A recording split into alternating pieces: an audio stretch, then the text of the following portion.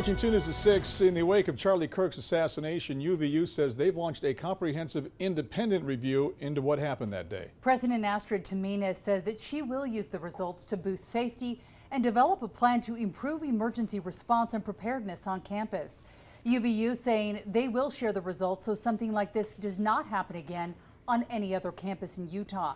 Chief investigative reporter Wendy Halloran spoke to a police expert on what the independent reviewers will be looking into. Wendy? Well, Heidi and Mark, the university is not saying who the third-party external organization is that they've selected to conduct a comprehensive independent review. It could be an organization from another state. It could be a law firm charged with finding deficiencies that enabled the assassination of Charlie Kirk on the UVU campus. September 10th. There's no place for violence here in Utah, on our college campuses, or in this country. State Senator Ann Milner, co-chair of the School Security Task Force, and co-chair State Representative Ryan Wilcox did not mince words. The work of this task force has reflected our concern about these issues for years now. And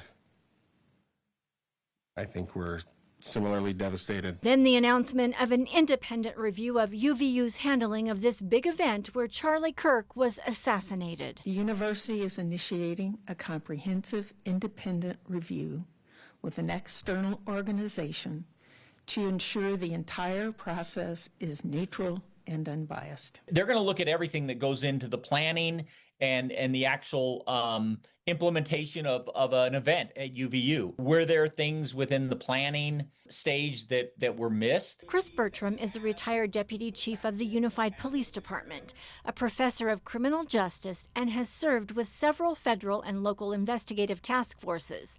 He is a court-certified expert in police operations, investigations, and general law enforcement practices. Did UVU use the help of outside law enforcement partners? Were those partners utilized in this situation? He says UVU doesn't have big events as often as other universities, including BYU and the University of Utah, and may have failed to tap into other resources, namely law enforcement experts who've handled national events in Utah. Utah Valley doesn't probably have the same amount of events, and I'll specifically say football events where we bring in national attention. I think they're going to evaluate all the leadership decisions that were made and the gaps especially. Bertram says the obvious gap was how the assassin was able to access the rooftop. That's unfortunately going to be a significant failure that's going to probably be identified. Engineering-wise, I think that's going to be the first identified issue.